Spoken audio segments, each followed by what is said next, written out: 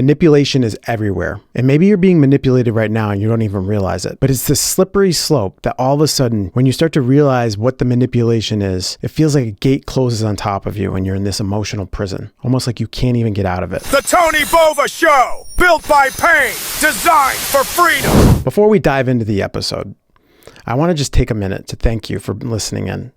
Because if you've ever felt like you've been manipulated and you want to figure out how to never be manipulated again, this is going to be the episode for you. I want to thank you in my show, The Tony Bova Show, me being your host, Tony. And I'm going to give you 3 different key things to help you never be manipulated again. But before I dive into that, I'm going to tell you a little bit about my background and how I'm going back when I had been manipulated over and over and over again.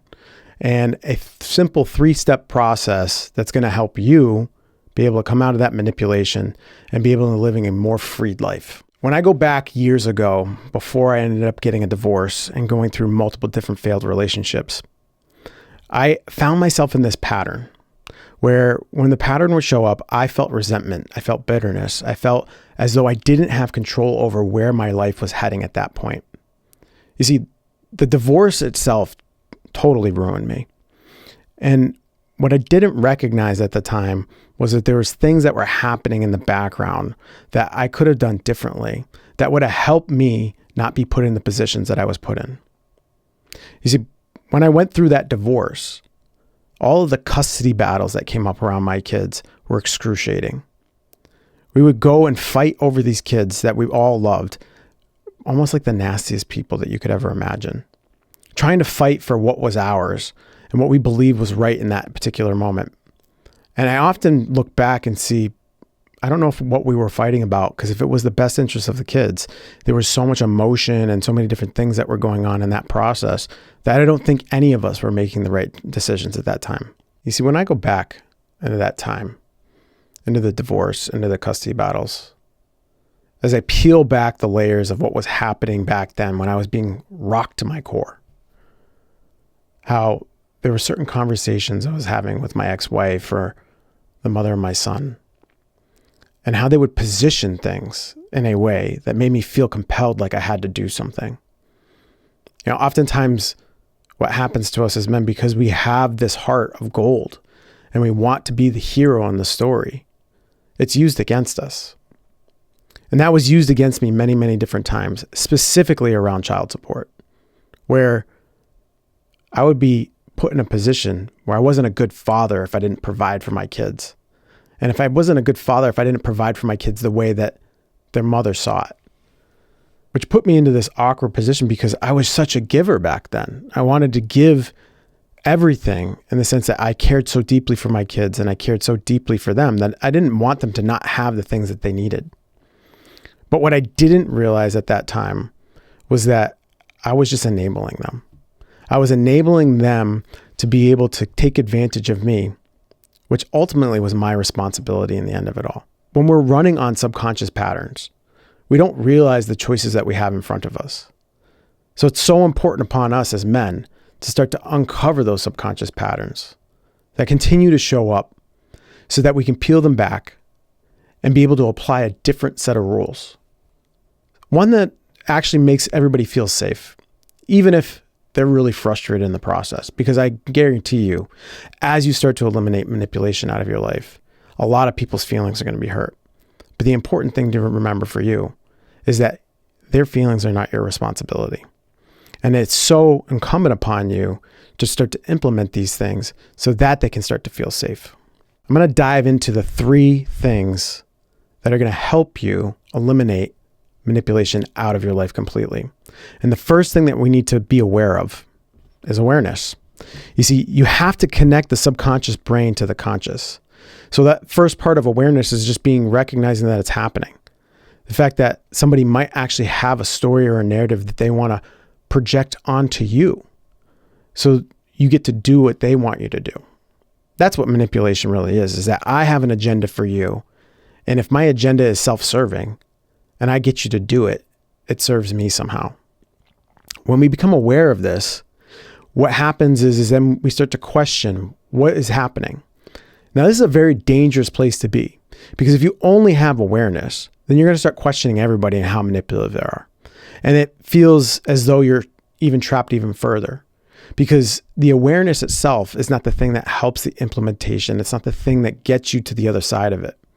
Because when you build the awareness, it does feel like a prison, because without the tools, the awareness is meaningless. So that leads us into the second thing.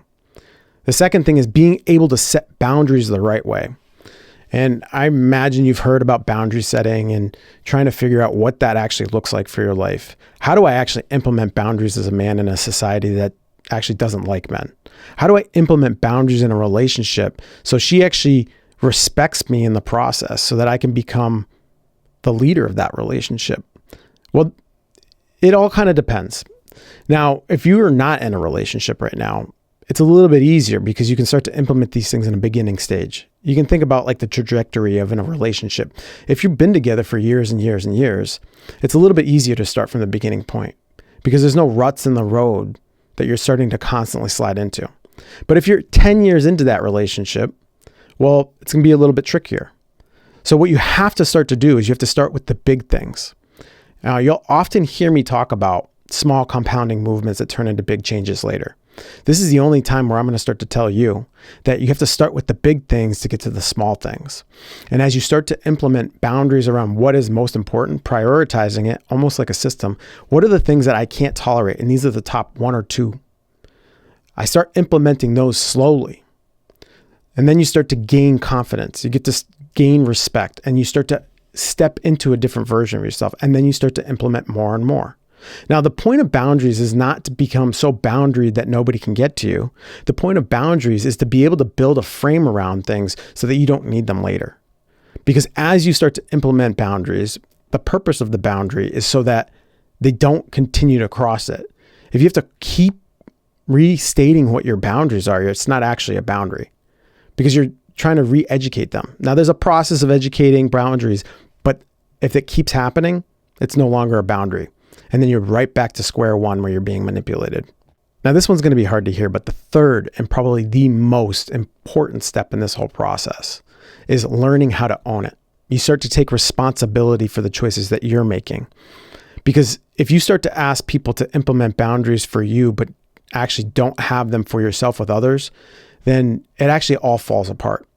But when you start to own your own choices, and I look back throughout my divorce and custody battles and every piece of wreckage that I've walked through. And I start to own those pieces that I didn't even think I was responsible for during that time, or that fight, or that initiation into some kind of chaotic mess. When I start to own that, something shifts. It starts to take the responsibility off them and also the power that they hold over you with the manipulation. See, if you start to own the choices, and then you're going to start making choices differently, where the choice now becomes a conscious choice, and I'm going to own it no matter what happens at the end of it, then you are stepping into the version of a man that can do something with it. You can start implementing it. And you can start to take other steps that are shifting the trajectory of it, where you can implement boundaries differently and more fluidly, where they don't show up in this way where you're constantly frustrated by having to meet that same boundary over and over and over again. This is where we start to implement editing people out of our life. Because when we start to own things, it starts to become clear who is actually here for me, who's rooting for me to get to that version of myself that I know I'm capable of becoming. That's where everything starts to shift. But it has to start with awareness, with boundaries, and then owning it. Because that place of coming from that victim mindset into a creator mindset is where everything starts to shift. Now, I really appreciate you listening to this episode. And if it was valuable to you, please hit that subscribe button, because I'm going to be delivering a lot more content like this for you, where you are going to be able to step into the version of yourself through simple steps that are going to help you get past whatever it is that's blocking and holding you back. Again, I want to thank you, and I want to remind you that you were built by pain, but you were designed for freedom.